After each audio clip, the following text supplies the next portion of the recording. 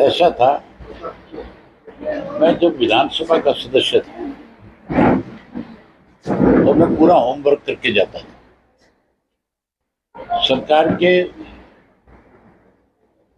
सामने ऐसे आंकड़े ले जाकर के पेश करता था कि जो अधिकारी प्रेस लॉबी में बैठते थे वो भी हैरान रह जाते थे भी ये सारी चीजें अवैध सिंह जी के पास कहां से आई।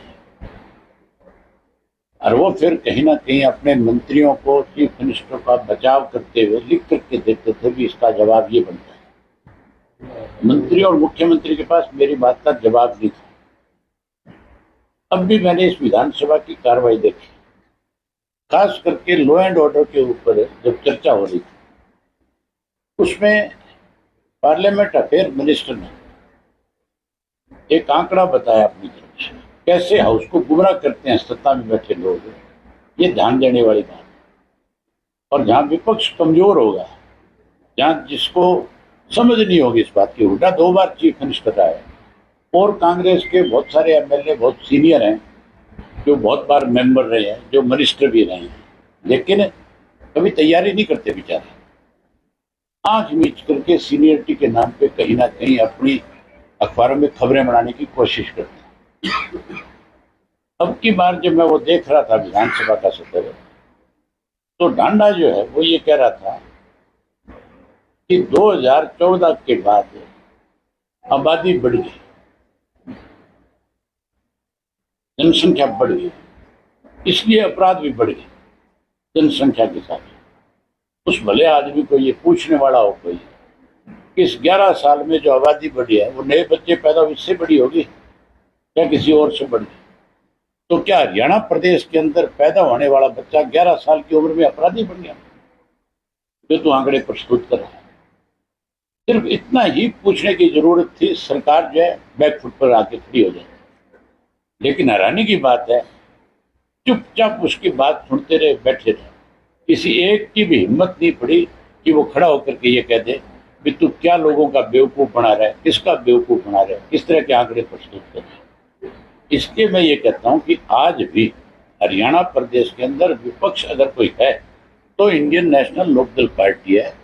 हमारे एमएलए को कम समय मिलता है क्योंकि 2 एमएलए, कहीं सरकार को इस बात का भी एहसास है कि ये तैयारी करके आते हैं, ये तुम्हें घेर करके खड़ा करते हैं, इसलिए टाइम बाउंड कर देते हैं हर चीज को, और टाइम बाउंड करके हमारे एमएलए को बोलने नहीं देते।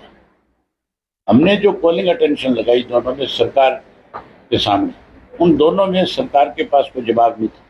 हमने जो जल भराव के मामले में कॉलिंग किया था, उसमें अर्जुन ने बहुत खुल करके मिनिस्टर से पूछा था कि सिर्फ ये बताओ कि जल भराव से जो नुकसान हुआ है इसकी भरपाई कैसे होगी, कब करोगे?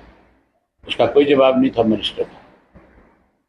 तो सरकार तो बैकफुट पे रही है, लेकिन उसको और ज्यादा बैकफुट पे ले जाने के लिए अपोजिशन का मजबूत होना बहुत जरूरी है। लेकिन यहाँ अपोजिशन जो है सरकार के साथ मिली हुई है। इसी कांग्रेस की वजह से आज भाजपा की सरकार है। मैं एक उदाहरण आपको बताता हूँ किस तरह से भाजपा की सरकार हुड्डा ने बनाई। जहाँ 16 टिकटें ऐसे लोगों को दी जो चुनाव हार रहे थे, जिनका सर्वे में आ रहा था कि सिटिंग एमएलए सारे के सारों में से 30 में से 16 हार जाएंगे, और वो 16 हारे हैं। आप उनकी डिटेल निकाल करके देख लें। उसके बाद 9 और हराई इसने। ऐसे 9 कैंडिडेटों के सामने अपने कैंडिडेट खड़े कर दिए जो इसके चहते लोग थे, जिनको बागी नाम दे दिया गया। एक बड़ा उदाहरण है, वीरेंद्र सिंह का लड़का जो है, उससे हुड्डा को ये डर था कि अगर ये जीत करके आ गया, कांग्रेस की सरकार बन गई, तो ये तेरे को परेशान करेगा। कल को राहुल गांधी कहीं यूथ के नाम के ऊपर इसको आगे ना कर दे, तेरे बेटे को कहीं पीछे ना छोड़ दे, उसको इस बात का बहुत डर था। तो वीरेंद्र सिंह के लड़के को हराने के लिए उसने 3 कैंडिडेट खड़े किए। एक क्या, वीरेंद्र नाम का घोगलीपुर का लड़का था जो भूपेंद्र सिंह हुड्डा का बहुत चाहता था, जिसको कहता था तेरे को टिकट दिलाऊंगा। इसी तरह एक संडील गांव का था, क्या नाम था उसका, दिलबाग संडील का, वो भी हुड्डा का चाहता था। उसको भी कहता था कि तेरे को चुनाव लड़ाऊंगा, चुनाव नहीं लड़ाऊंगा तो तेरे को सरकार बनने के बाद कहीं अच्छी जगह अच्छी पोस्ट पे लेके आऊंगा, जिससे तेरा सम्मान बढ़ेगा। तीसरा एक वहीं का चेयरमैन था काड़ा, उसको दी टिकट।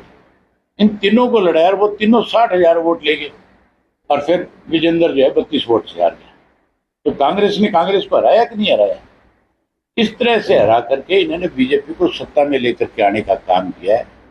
अब ये केवल घड़ियाली आंसू बहाते हैं, शोर शराबा करके हाउस में से वॉकआउट करके भागते हैं, जबकि सरकार के सामने विपक्ष को अड़ करके खड़ा हो जाना चाहिए। मेरी पार्टी के 37 MLA हो, चीफ मिनिस्टर क्यों नहीं कर सकता? विधानसभा बोल नहीं सकता?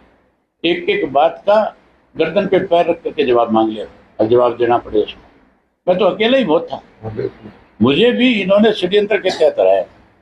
कांग्रेस और बीजेपी मिल गई, बीजेपी वालों ने ऐसे आदमी को टिकट दे दिया जिसको बेचारे को उम्मीद से ऊपर वोट मिल गए। वो तो मैं जब खड़ा हुआ था तो मुझे ये कह रहा था, बोला भाई जी मुझे तो कोई 2000 वोट भी नहीं देगा। मैंने कहा भाई तेरे को टिकट इसलिए दिए बीजेपी ने कि कांग्रेस का प्रत्याशी मजबूत हो जाए। और एंड में यही हुआ कि सारे बीजेपी के जितने लोग थे, उनके छुट भैया जितने नेता थे, सब के सब कांग्रेस के साथ लग गए और उससे मैं चुनाव हार गया। ये मुझे इसलिए दोनों पार्टियां हराना चाहती थी, इनको पता था कि अगर ये विधानसभा में आ गया तो तुम्हारी छाती पे बैठ के मूंग दलेगा, सारी बातें बैठ करके तुम्हारे से